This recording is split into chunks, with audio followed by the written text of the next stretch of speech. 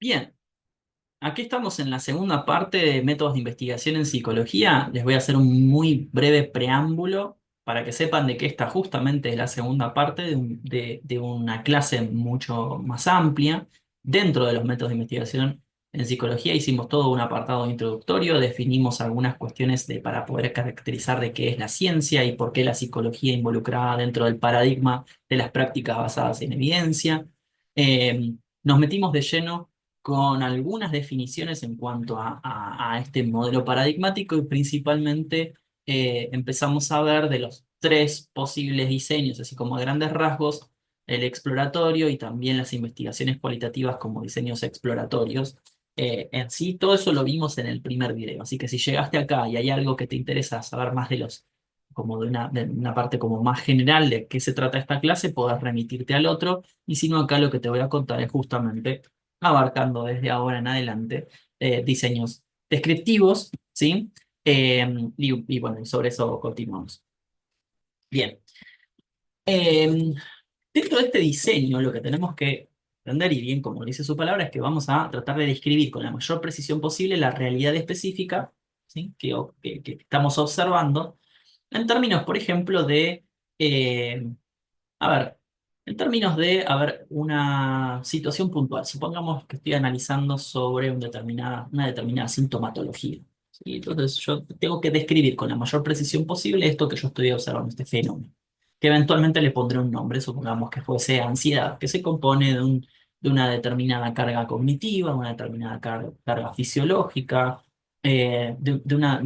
em, de cómo esta persona o estas personas se involucran con su medio, si tienden a aproximarse o alejarse de determinadas situaciones. Puedo irme más al campo de la regulación emocional o de la desregulación emocional. ¿Qué otras emociones están asociadas? ¿Qué pensamientos están asociados a estos? Etcétera, etcétera, etcétera. Todo eso entraría como en el plano de los descriptivos y sistematizar esa observación. Aunque no es extensivo solamente a esto, porque también yo puedo ver que si lo utilizo en grandes poblaciones, o mejor dicho, yo lo que tengo que intentar hacer es, por ejemplo, es poder extrapolarlo a poblaciones mucho más grandes. Lo que puedo hacer es comparaciones de grupos, si hay diferencias por edad, si hay diferencias por género, si hay diferencias por sexo biológico, eh, si hay mayor o menor presencia en relación con otras variables de estudio, etcétera, etcétera. Esto abarca una amplia gama de variables, correlaciones, descripciones, etcétera, etcétera. Cuanto más variables tengo justamente, más complejo es mi estudio, con lo cual muy probablemente tenga mayores problemas para poder sostener todos mis datos, ¿sí? No se basa solamente en información primaria, como habíamos visto y habíamos mencionado en los diseños de tipo cualitativos o los diseños de tipo exploratorios, sino que también son datos secundarios. Y acá a veces no hay que descuidar qué es lo que dicen fuentes estadísticas, por ejemplo, el INDEC, UNICEF, la ONU, etcétera, etcétera.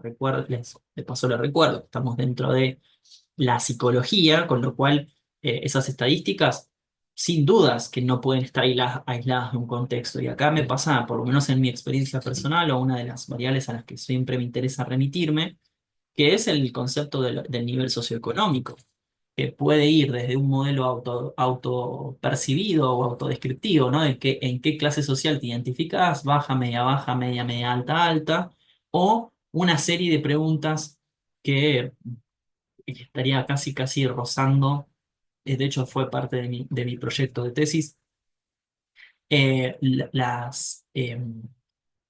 las áreas que se suelen consultar en las ¿cómo se llaman? Grandes encuestas del estilo ¿cómo se llama? Del censo, también salía la palabra. Utilicé muchas de esas áreas de preguntas para poder hacer una entrevista muchísimo más, una encuesta muchísimo más completa y bien en profundidad como para tratar de medir un nivel económico-social, ¿sí? Entonces eso habla de una complejidad muchas veces de poder evaluar si toda esa complejidad de tipo socioeconómica puede tener algún tipo de incidencia o no, o al revés, hay diferencias de grupos, si quieren, en función con una variable de tipo psicológica y esta otra. ¿Bien? Ok. El objetivo principal de los diseños descriptivos es medir cuantitativamente las variables de una población con el fin de obtener ciertos índices matemáticos en términos de correlaciones, porcentajes, frecuencias, etc. Para ello se van a emplear técnicas estadísticas tanto en la recolección como en el análisis de los datos, ¿sí? Entre los instrumentos más comunes de los diseños descriptivos están los cuestionarios estructurados, validados empíricamente, las escalas estandarizadas, las guías de observación estructurada, las guías de registro estructurado, etcétera, etcétera, y manuales, etcétera. Estos se utilizan para asegurar la consistencia y la validez de los datos. Recuerden, otro tema que también presentaba en el apartado anterior, que era esto de la posibilidad de replicabilidad, ¿sí? Y si ya hay algo que está estandarizado, esa es una cuestión inamovible, salvo que parte de mi investigación tenga que ver con mejorar o adaptar este instrumento y demás. Yo lo que tengo que hacer es tratar de tomarlo en las mismas condiciones que dice, por ejemplo, las escalas estandarizadas en función de lo que dice su manual de aplicación, ¿sí? Eh, no puedo tomar decisiones arbitrarias de ajustarlo a mí por capricho. Todo eso tiene que estar fundamentado de alguna manera, ¿sí? Es importante destacar que dentro de los diseños descriptivos existen varios subtipos. No es suficiente decir que un diseño es descriptivo solamente, es necesario especificar el subtipo utilizado. A esto es a lo que me refiero. Por ejemplo, si es comparativo, de corte transversal o prospectivo longitudinal, las combinaciones son varias y siempre y cuando no exista contradicción. Entre ellas puedo utilizar todas las que me parezcan que sean útiles y que reflejen de alguna manera mi diseño de investigación y haya una coherencia interna entre los objetivos, hipótesis, pregunta, investigación, etcétera, etcétera, ¿sí? Si se lleva a cabo correctamente una investigación descriptiva, permite generalizar los resultados a otras poblaciones. Esto depende en gran medida de la rigurosidad del procedimiento muestral. Con lo cual, si yo, eh, supongamos que tomo un cuestionario estandarizado de depresión en población adolescente y mi tamaño muestral es de 60 y toda la población adolescente de la Argentina estamos hablando en millones, por dar un número, no sé ni cuánto estamos hablando. Supongamos que sea de varios millones, de más de 1 millón de adolescentes, y yo solamente tomé 60, y adaptar los datos de los 60 a los millones que tengo y realmente no. Pero para eso, despreocúpense que hay fórmulas estadísticas que me dirían, bueno, en función de lo que vos querés hacer, el tamaño muestral debería ser más o menos si uno realiza un cálculo sobre eso. O sea, esas son cosas que se responden puntualmente también y eh, no son tan complicadas de calcular, ¿sí? Es decir, de nuevo, no es un capricho del investigador, sino que ya está de alguna manera eh, allanado el camino para poder responder ese tipo de preguntas, de cuánto es un tamaño muestral adecuado.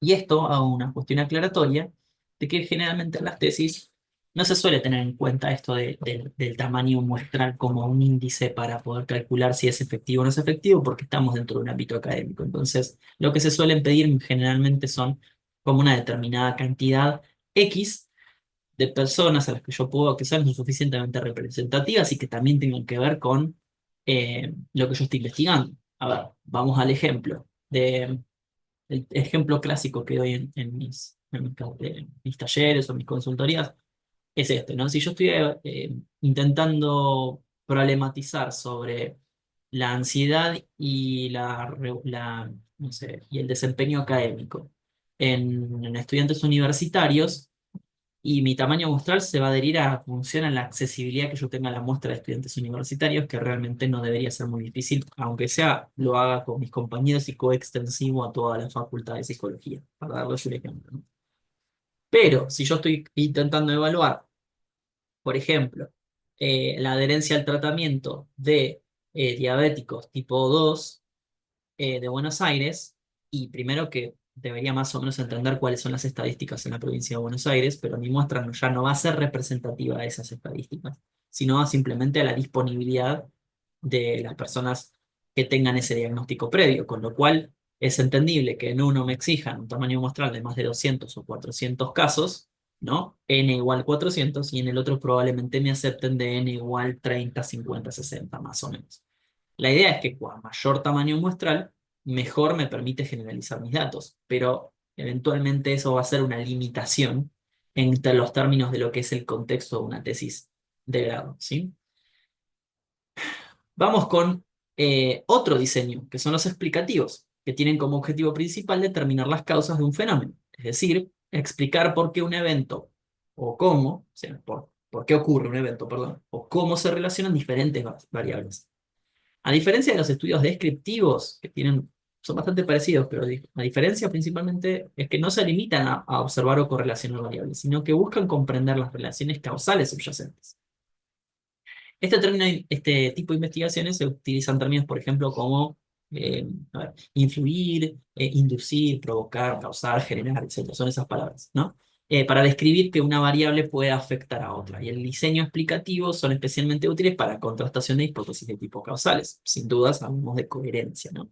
Para probar si una variable independiente, la causa, realmente provoca un cambio en una variable dependiente. El efecto, ¿sí? En general, este tipo de diseños de investigación son los menos utilizados, son muy difíciles y hay varios subtipos, ¿sí? Em, la investigación científica, especialmente en psicología, para que una variable se considere causa de otra es necesario cumplir con ciertos criterios fundamentales que aseguren que realmente existe una relación causal y no solo una correlación superficial. Y esto tiene que ver con lo que les mencionaba antes de los diseños descriptivos, donde sí podemos evaluar la correlación entre la edad y el desempeño académico, supongamos, ¿no? Si a mayor edad, mayor desempeño, porque eso es eventualmente lo que encontré en mis resultados, mis estudiantes eh, universitarios en el ejemplo que les daba de la ansiedad y el rendimiento o el desempeño. Utilicé como sinónimo la misma variable, pero bueno, estamos evaluando en definitiva el desempeño, el rendimiento, etcétera, etcétera, y la ansiedad en estudiantes universitarios. Y yo veo que de pronto, claro, a mayor edad, mayor rendimiento y a mayor edad, menor ansiedad. Y lo que tengo que después eventualmente es justificar mediante hipótesis accesorias de por qué me dieron esos resultados. Obviamente los voy a salir a discutir con lo que hayan encontrado otros autores y puedo ir como en la misma línea que ya han encontrado otras explicaciones, aproximándose a una posible causalidad, pero no es el diseño, ¿sí? El diseño sería poder encontrar la causa de que por qué los que tienen mayor edad tienen mayor rendimiento académico y menor ansiedad, ¿no? Si esa fuese la hipótesis. Y para eso tengo que diseñar todo ¿cómo se llama? Tengo que diseñar todo un proyecto de investigación de tipo experimental o cuasi experimental. Y ahora vamos a ver las diferencias, ¿sí? Bien, la causa, como les decía, debe estar asociada con el efecto, es decir, que debe existir una relación entre las variables, por lo tanto se dice que se correlaciona.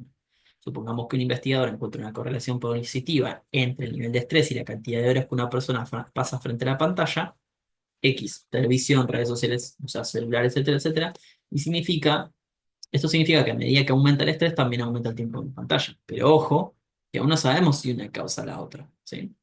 Después tenemos que ver la variable temporal, es decir, que la causa debe ocurrir antes del efecto, es decir, que la variable independiente debe preceder al cambio en la variable dependiente. Esto es fundamental porque no puede haber un efecto sin que primero haya una causa que lo desencadene. Siguiendo con el ejemplo del nivel de estrés y la cantidad de horas, lo que encontramos es que la correlación positiva entre el nivel de estrés y la cantidad de horas indica que a medida que el nivel de estrés aumenta, también lo hace el tiempo de uso de pantallas, ¿no? Sin embargo, para que podamos establecer una relación causal es necesario que la variable temporal sea respetada, es decir, que el estrés debe ocurrir antes de que la persona pase el tiempo en pantalla, o viceversa, dependiendo de cuál se considere la causa. Y ahí es donde entramos con el plan. Entonces, ¿qué viene primero? ¿El huevo o la gallina? ¿Es porque pasa mucho tiempo frente al celular es que se estresa más? ¿O a raíz de que está estresado está intentando regular su estrés utilizando más tiempo? Lo conozca o no, simplemente es lo que yo puedo observar, medir, etcétera, etcétera, ¿sí? Si un investigador mide el nivel de estrés de los participantes y luego pide que registren la cantidad de tiempo que pasan frente a las pantallas en las semanas siguientes, podemos establecer el aumento de estrés que precede al aumento del tiempo en pantalla. En este caso, el estrés sería la variable temporalmente anterior, lo que podría considerarse como causa potencial del aumento. Esto va a ayudar a fortalecer la idea de que el estrés podría estar influyendo en lo que las personas pasan más tiempo frente al celular, lo cual podría ser un mecanismo, como les decía, de evasión de emociones desagradables, de regulación emocional, de desconexión, y ahí va a venir la teoría a cubrir ese vacío de por qué puede estar ocurriendo. Sin embargo, si la relación temporal no se respeta y las mediciones se realizan en el mismo momento de manera simultánea, no podríamos afirmar esto, de que el estrés causa el aumento de tiempo de uso de celulares y pantallas, etcétera, ya que habríamos observado que la secuencia temporal necesariamente para una relación causal eh, no se respeta, ¿sí? Entonces, abrimos la puerta a otras explicaciones, como que el tiempo de pantalla podría generar estrés en las personas en lugar de que sea al revés, como habíamos propuesto originalmente. Bien, tercer criterio clave es justamente la causa. Se debe observar una alteración en el efecto. Entonces, eh, reformulo. Al modificar la causa, se debe observar una alteración en el efecto, ¿sí? Esto se entiende como el control de las variables extrañas, con tanto que va a implicar que cuando se manipula la variable independiente, recordemos, en la causa debe haber un cambio directo en la variable que estoy midiendo dependiente, que es el efecto. Por lo tanto, va a ser que este cambio no se puede explicar por otras variables, ¿sí? Esto tiende a ser un poco complicado acá, ¿no? Pero los investigadores debemos controlar las variables extrañas que puedan influir en los resultados. A ver, vamos de nuevo. Yo tengo que modifico la causa, ¿sí? Eventualmente se debería modificar el efecto. Si cuando modifico la causa el efecto sigue siendo el mismo, entonces significa que esta causa original no era, ¿sí? Mi variable independiente, la causa, la modifico, resulta que sigue ocurriendo lo mismo. Supongamos que eh, la persona está de vacaciones, ¿no? Considero que una de las posibles causas de explicación del estrés sería su ambiente de trabajo. Entonces, acá estoy metiendo una variable particular que es el contexto para analizar. Entonces, yo lo que veo es que la persona utiliza el celular de la misma manera, ¿sí? Al mismo tiempo de pantalla, quiero decir, más allá de que se encuentre en su trabajo o no. Entonces, hay algo relacionado con el estrés que no tiene que ver con su contexto laboral. Entonces, tengo que explicar por otra cosa. O eventualmente evaluar otra alternativa, mi variable independiente, ¿sí? Vamos con otro ejemplo. Para establecer la relación causal entre la asociación y la secuencia temporal y la investigación del investigador debe controlar las variables extrañas. Por ejemplo, todas aquellas que no tengan que ver con mi investigación directa. Esto puede influir en los resultados, generar confusión al momento de interpretar la relación entre las variables, como por ejemplo, como decía, estrés y tiempo. Bien, podría ser, supongamos, una variable extraña el apoyo social de la persona, si yo no lo puedo ver, no lo puedo medir, no sé, porque lo puedo ver solamente en mis condiciones de trabajo, pero no lo puedo, o en condiciones de trabajo, pero no lo puedo ver como cuando se encuentra en su casa, por ejemplo. Es posible que personas con bajo apoyo social experimenten mayor estrés, buscan refugio en la televisión, en las redes sociales, etcétera, etcétera, como una forma de evadir sus emociones. Entonces ya no tenía tanto que ver con un estrés más generalista o laboral, sino que tenía que ver con la falta de apoyo social. Y acá ven que empiezan a aparecer un montón de cosas, con lo cual todo esto yo lo tengo que tener en cuenta de antemano y adaptarlo a un diseño, siempre respetando conceptos éticos, sin dudas. Y esto es mucho más entendible muchas veces en contextos muy específicos, por ejemplo, en ambientes laborales tóxicos o ambientes familiares llamados tóxicos o estresantes, pero también con el uso de medicamentos o de tratamientos psicológicos, ¿sí? Bien. Em, Controlar las variables extrañas, ¿sí? Eh, para controlarlas, nosotros vamos a tener que aplicar una serie de estrategias, ¿sí? Em, Tenemos que ver la relación entre el estrés y el tiempo de pantalla, con lo cual podemos utilizar, por ejemplo, un grupo control, personas con niveles bajos de estrés, para comparar los efectos del estrés sobre el comportamiento en cuestión. Otra estrategia sería aleatorizar los participantes para que las variables extrañas se distribuyan de manera aleatoria en los dos grupos, reduciendo así el impacto en los resultados. Otra cuestión también es que, por ejemplo, aquellos que están midiendo el estrés o realizando las encuestas y demás, no sepan quiénes son, quién es quién en el grupo. Entonces, tampoco va a estar sesgado por quien esté reportando los datos. Y así podemos seguir complejizando el diseño de investigación. Factores auxiliares, por ejemplo, la fuerza de asociación, la consistencia, la plausibilidad lógica entre la relación causal, nos va a llevar a diseñar eh, estos, dentro de este método explicativo, lo más efectivo posible dentro del diseño experimental o el diseño cuasi experimental, ¿sí?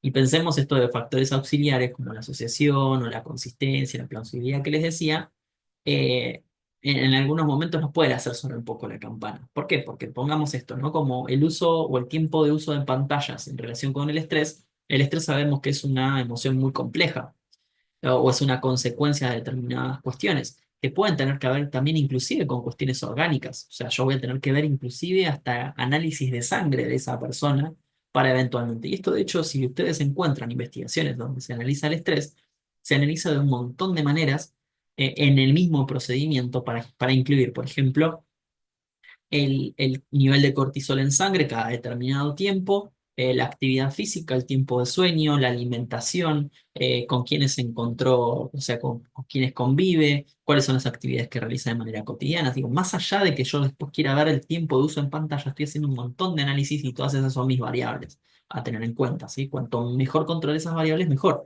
Y como les decía, el componente ético es que yo no puedo aislar a un sujeto en condiciones de laboratorio. Y aunque lo hiciera, supongamos que consigo su participación y demás, su consentimiento informado y no estoy experimentando ni haciendo una cosa muy rara, simplemente le pido que durante un fin de semana pase en un departamento como haría Gottman cuando investigaba con sus parejas, ¿no? Que era un fin de semana en la famosa cabañita del amor y si no saben lo que es, busquen los diseños experimentales de Gottman en los estudios que ha hecho de psicología para parejas, que realmente son eh, increíbles, son muy interesantes.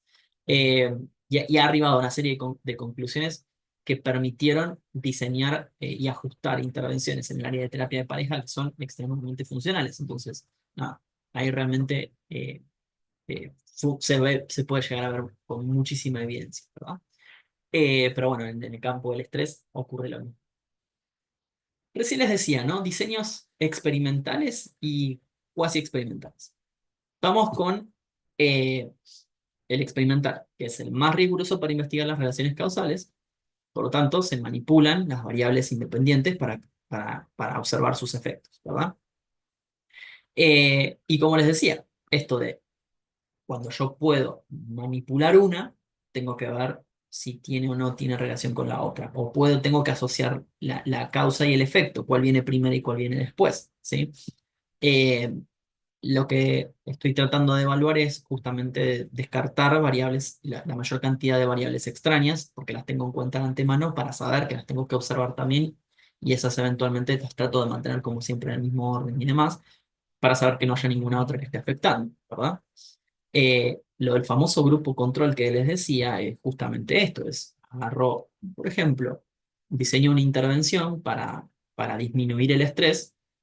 eh, Les pido que usen el celular scrolleando, aunque sea, a dos grupos de exactamente la misma cantidad de tiempo, pero con unos aplico mindfulness, que es un modelo, un tipo de intervención que se utiliza, por ejemplo, para disminuir el impacto del estrés en el cuerpo, y al otro no. Y eventualmente evalúo, por ejemplo, esto de medir el cortisol en sangre. Los dos usaron el mismo tiempo en pantalla durante determinado tiempo, pero uno con mindfulness, el otro no, y evalúo, veo si subieron o bajaron. Por supuesto que tengo que haber podido medir los niveles de cortisol antes y después. Por eso la cuestión de la causa y efecto. Y ahí lo que puedo ver es que justamente la intervención nueva, o sea, en este caso la de mindfulness, funcionaría como una variable para poder disminuir el estrés. O a lo mejor justamente para demostrarle que no funcionó. Y para eso tendría que saber qué cosas ocurren dentro del mindfulness. Y acá yo estoy un poco como tirando por, digamos, tirándoles un montón de información para que vean la complejidad de llevar adelante modelos experimentales, ¿sí? Bien, ahora vamos a hablar de los cuasi experimentales, ¿sí? Los diseños cuasi experimentales son una forma de investigación en la que los investigadores no tienen control total de la asignación de los participantes a los grupos experimentales sin control, lo que significa que no pueden manipular las variables de manera tan rigurosa como los experimentos puros. Por eso, les tiré un montón de bombazos con el modelo experimental para que después vean de que justamente muchas de esas cosas no las vamos a ver en los cuasi experimentales, ¿sí? Esto limita las conclusiones causales que se pueden extraer, por supuesto, va a ser la principal crítica que le podemos hacer a estos diseños, pero que van a seguir siendo sumamente valiosos para poder estudiar relaciones entre variables con la manipulación directa no es posible o inclusive es ética. Y supongamos acá que ahora vamos a ver con un ejemplo qué es lo que está pasando, ¿no? En este caso. Y cómo esto sí, el diseño cuasi experimental sería inclusive uno muy útil para poder utilizar para una tesis de grado. Al igual que los diseños experimentales, un diseño cuasi, llamémoslo cuasi, es muy largo, también se manipula la variable independiente. para estudiar el efecto que tiene sobre la dependencia. ¿Sí? La causa del efecto. Sin embargo, la diferencia clave es que los tesistas, los investigadores, no pueden asignar aleatoriamente participantes a los grupos. A menudo los participantes ya pertenecen a un grupo natural. Por ejemplo, un grupo de estudiantes de una escuela específica o una universidad o personas que ya tienen una cierta condición preexistente. Acá me puedo retrotraer inclusive el ejemplo que les dábamos hace un rato de los pacientes diabéticos. O del estrés y el uso de pantallas con el mindfulness, etcétera, etcétera. ¿Sí? Em, bien, les decía. La principal diferencia con estos diseños es que los cuasi experimentos, los grupos no son asignados de manera aleatoria, ¿sí? Eh, los participantes que no han sido asignados, esto puede ser un problema, ya que no estoy pudiendo garantizar que los grupos sean equivalentes en nivel de estudio, ¿sí? Entonces, yo puedo agarrar dos cursos, dos cursos, dos aulas, ¿no? Y con unos hacer una intervención y con el otro no, pero yo no estoy pudiendo aleatorizar el quién es quién, simplemente lo tengo ahí como de antemano. El grupo ya venía prearmado, con dos aulas, eso quiero decir, o dos cursos de alumnos. Los investigadores intentan controlar las diferencias entre grupos a través de diferentes estrategias, como por ejemplo el uso de grupos emparejados o de técnicas estadísticas que ajusten los efectos de las diferencias preexistentes. Y acá les voy a dar un ejemplo muy claro. Pongamos que en la universidad suele ser más heterogéneo, hay chicos, chicas de 18 años y hay gente de más de 50 o de 60 inclusive, pero que en el colegio no tanto. Un colegio secundario, y agarro y evalúa dos quintos años, ¿no? Que son pibes entre 15 17 años, una cosa así. Entonces, lo que puedo ver es que, claro, al menos en términos de edad, hay cierta heterogeneidad en cuanto a género, por ejemplo. Eh, Perdón, cierta homogeneidad, eso quería decir, o sé exactamente cuántos de cada género tengo. Em, Puedo evaluarlos específicamente en la misma materia, supongamos lengua y literatura, y todavía mejor todavía si además puedo evaluar cuando la misma docente o el mismo docente está dictando la misma clase, inclusive. Supongamos, no sé, justo la clase asignada al relato policial inglés, por darles un ejemplo totalmente cualquiera, ¿no? Entonces, fíjense cuántas variables sí puedo controlar. Lo que no puedo controlar, y inclusive veo el colegio, lo que no puedo controlar es cuestiones que tengan que ver con las diferencias entre sí, porque a lo mejor hay chicos de distintos niveles socioeconómicos, hay chicos que pueden tener ciertas patologías de tipo más ansiógenas o inclusive de tipo biológicas y yo no las puedo controlar porque no estoy pudiendo manipular. No es que yo observo a los 30 que tengo en un curso y elijo a los mejorcitos, los que me sirven para mi investigación y en el otro grupo hago lo mismo y solamente me quedo con esos, ¿no? Entonces, esas son las diferencias sutiles que se van dando en este caso, ¿sí?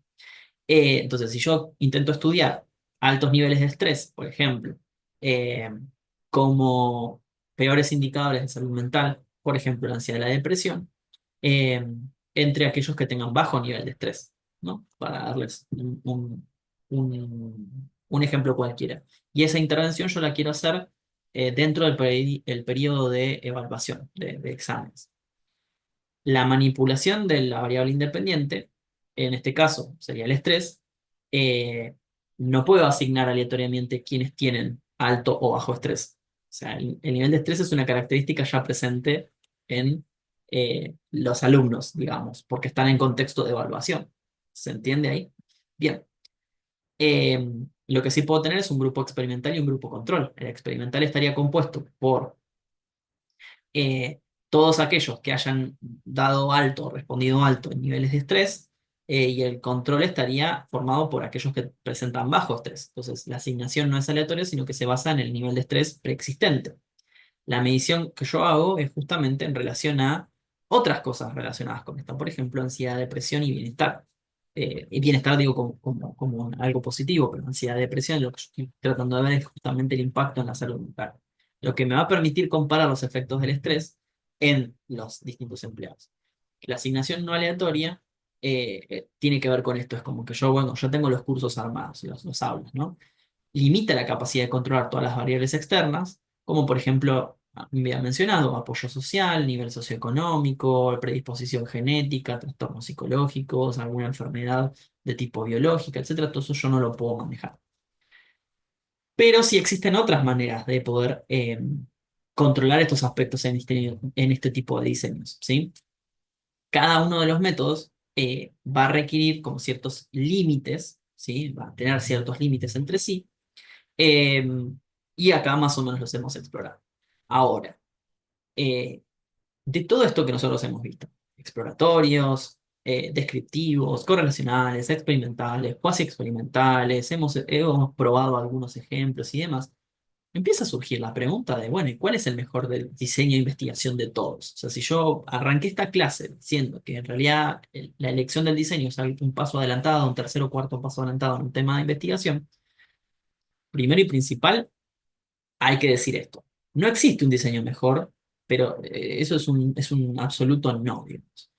Lo que sí es un diseño más adecuado que depende del problema de investigación, con lo cual los objetivos de estudio, el nivel de conocimiento previo que se tenga sobre el tema, etcétera, etcétera, van a ser grandes limitantes a la hora de seleccionar. Y como les decía, también las cuestiones que son propias de los propios diseños. Por eso conocer el diseño de investigación también está bueno de antemano una generalidad, al menos con ciertos aspectos generales, como para saber dónde meterme o dónde no. Si yo ya sé que no voy a poder controlar todas las variables o que me va a requerir demasiado tiempo, que estoy en un contexto de una tesis de grado, y ojo con esto, que yo no estoy diciendo que no hagan experimentos, simplemente digo que son más difíciles de llevar adelante y eso lo tienen que saber de antemano, porque meterse de lleno en un experimento para darse cuenta de que después de varios meses de frustraciones tienen que volver a empezar, es lo mismo que haber arrancado de cero después del segundo semestre del año o quizás ya después de todo un año de haber intentado realizar varios abordajes o varios intentos y que las cosas no funcionen.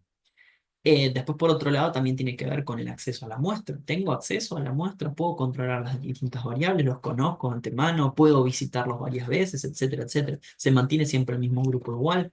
¿Es gente random que encontré en la calle o son justamente chicos de un aula de colegio secundario? Tengo que tener en cuenta la deserción escolar, los grupos siguen siendo homogéneos, un montón de preguntas para responder en este tipo de cosas, ¿no? Entonces, piensen esto.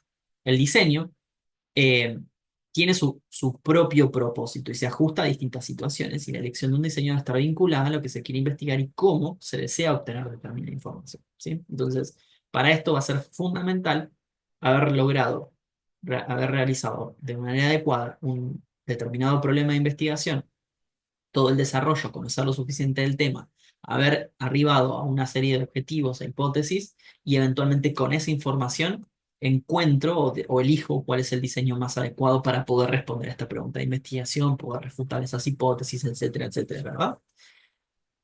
Bien, un último apartado, creo que es un apartado en dos partes, pero ahora veré cuánto me corrijo a mí mismo. Espero que hasta acá les parezca útil e interesante y por supuesto hago más que extensivo la posibilidad de que me puedan comentar, hacer llegar algún comentario y demás. Les propongo que hablemos ahora de los errores comunes en la elección de los diseños, así que eso es un tema, como les decía, que fue disparador para esta charla. Es común escuchar que diseños experimentales no son siempre superiores a los descriptivos o que los explicativos son para posgrado, etcétera, etcétera, mientras que los descriptivos son para pregrado. Bueno, esta idea es errónea, como les decía. La elección del diseño no se debe basar en el nivel de educación, sino en el problema específico que se está investigando. Intentar ajustar un problema a un tipo de estudio no es adecuado para generar resultados erróneos o limitados. Podemos intentar utilizar un diseño explicativo cuando lo que se necesita es un estudio descriptivo que puede llegar a conclusiones que no se alinean con el objetivo de investigación y viceversa. Digo, hay varios problemas acá, ¿no? Como primero, empujo y fuerzo mi diseño de investigación a lo que yo quiero estar respondiendo o en realidad ese diseño no me sirve para responder lo que quiero. O eventualmente las respuestas que obtengo no son las que partieron de acá, entonces no hay coherencia entre mi planteamiento del problema y lo que dije que iba a hacer en el diseño y lo que eventualmente hice. O los resultados ahora resulta que no los puedo analizar porque carezco de los conocimientos, los recursos, el acceso al software, etcétera, etcétera, etcétera. Entonces tampoco puedo arribar a determinadas conclusiones que están directamente vinculadas con el principio. Entonces, fíjense que el ida y vuelta acá va a ser fundamental, ¿sí? Entonces, lisa y llanamente, la elección del diseño eh, según el problema de investigación, ¿sí? Problema de investigación, elección de diseño van de la mano. Si se está investigando un tema nuevo o uno que se está intentando ver de una determinada perspectiva, lo más adecuado es optar por un diseño exploratorio. Y como les decía en el primer video, una gran recomendación es utilicemos los recursos de un de un estudio exploratorio, por lo menos para plantear mi problema de investigación. Es casi como hacer dos tesis. Yo sé que parece un montón, pero nos va a salvar un montón de problemas cuando no tenemos muy en claro qué es lo que queremos hacer. El tipo de investigación exploratoria es perfecto para comenzar a entender el fenómeno que aún no se ha estudiado en profundidad. Y nosotros necesitamos ser expertos en el tema que queremos investigar, ¿sí? Ahora, ¿cómo saber si necesitas hacer un estudio exploratorio? Bueno, cuando no encuentras mucha información al respecto, era una de las claves. Si buscas artículos sobre el tema y te resulta difícil encontrar suficiente evidencia, también. O la evidencia es demasiado dispar. Algunos dicen que sí a determinadas cosas, otros dicen que no, ¿sí? El tema es muy reciente, sobre el que apenas se empezó a investigar, y un ejemplo muy reciente, muy no reciente no, sino bastante notorio, hace unos años fue durante la pandemia. En cuarentena se observaba porque teníamos un contexto muy particular en el que no era muy fácil, para nada común, evaluarlo, salvo personas privadas de su libertad o personas con agorafobia, no sé, una cosa así, ¿no? Pero digo, no nos aislábamos porque había un virus dando vuelta. Entonces, eso era una situación puntual y generó toda una avalancha de investigaciones en contexto de cuarentena. Era como un contexto particular. Em, pero más recientemente, por ejemplo, en el campo de la inteligencia artificial. No en el propio campo de inteligencia artificial, sino el impacto que tiene inteligencia artificial en las instituciones, por ejemplo, hospitalarias, escolares, universitarias, etcétera, etcétera, ¿sí? También se puede usar un análisis exploratorio, como les decía, cuando hay muchos estudios cuantitativos. Y acá está lleno de datos numéricos, estadísticas y demás, y lo que uno quiere hacer es llegar a algún tipo de conclusión de, bueno, si tengo todos estos datos, pero quiero saber qué pasa con la gente que está involucrada con esto, que está usando esta información ahora. Quiero ver sus opiniones respecto de estos determinados resultados y puedo vincular un análisis exploratorio sobre algún tema que ya ha sido muy explorado eh, por otra metodología como por ejemplo la cuantitativa, ¿sí? Bien, eh, la idea con esto siempre va a ser que el objetivo va a ser verificar aspectos específicos, ampliar el conocimiento de nuevos contextos, diseñar estos distintos métodos, digamos, o tener todos estos métodos y diseños van a ser más o menos útiles en función de mi problema de investigación y obvio, para eso voy a necesitar tener variables que sean conocidas, ¿sí? Entonces, si yo arranco con una investigación exploratoria cuando todavía no sé muy bien qué es lo que estoy investigando, por ejemplo esto, ¿no? De la relación entre el estrés y el uso de pantallas, puede llegar a tener este tipo de problemas si yo no tengo muy en claro de, bueno, qué es el estrés, cuáles son todas las maneras de medirlo y eh, si hay una manera de tipo más, un autorreporte que me permita evaluar el estrés y qué validez tiene eso, si tengo acceso a la posibilidad de los niveles de cortisol en sangre, o sea, probablemente un estudiante de grado sea muy difícil obtenerlo, digo. Ya hay cosas que de antemano nos van a limitar o nos van a poner ciertos condicionantes, ¿sí? Ok, los descriptivos, como ya les dije, lo que se quiere conocer es un fenómeno específico sin intervenir directamente en él, y el objetivo es observar, clasificar, detallar características de lo que estamos estudiando. Eh, No necesariamente tiene que ser meramente descriptivo, también pueden ser las relaciones entre diferentes variables, como les decía. Eh, Se enfoca en entender las causas de un fenómeno, aunque no necesariamente tiene que ver directamente con una observación directa. Eh, También puede tener que ver con poder entender qué es lo que sucede ante determinadas cosas. Por ejemplo, si yo quería medir el tiempo de uso en pantallas y otras variables relacionadas con la salud mental, puedo eventualmente hacer algún tipo de incidencia si yo veo que a mayor uso de pantallas empiezan también a aumentar otras sintomatologías o otras patologías y demás, todos desde un lugar de autorreportes, y puedo comparar grupos y veo si los hombres son más susceptibles a esto que las mujeres, o ese tipo de cosas, o las edades, los más jóvenes con los de determinado grupo etario, los más jóvenes y los más viejos, quiero decir, ¿no? Pero bueno, no importa, ese punto de corte de la edad lo veré en función de la muestra que yo tengo. Em, a ver, ejemplos de esto lo mencioné bastante, así que nada, yo quiero ir ahora como ya último, últimos párrafos, digamos, último subtítulo, que serían las recomendaciones, justamente, porque para esto llegamos acá, o entiendo que es parte del motivo por el que están acá. Elegir el diseño. eh, a ver, elige el diseño en relación costo-beneficio sin comprometer la calidad. ¿Sí? Algunos diseños, como ya vimos, requieren más recursos, tiempo, dinero, esfuerzo. Hay que ser realistas con eso. El tiempo en el que yo tengo que entregar mi tesis, el tiempo que le voy a dedicar, y eso va a requerir muchísimo autoconocimiento. Pero la idea no es quedarse solamente con eso, porque si de todo depende de mi esfuerzo, porque a lo mejor a nivel de dinero no me reporta tantos gastos, y el tiempo lo tengo, y la verdad que el esfuerzo es una variable. Yo debería poder meterle más esfuerzo a esto. Ahora, si tengo un condicionante de tiempo o un condicionante económico, sin duda que no. ¿Sí? Sería preferible, en la medida de lo posible, enfocarnos siempre en datos objetivos. Insisto, paradigma de prácticas basadas en evidencia nos imponen esto un poco, ¿no?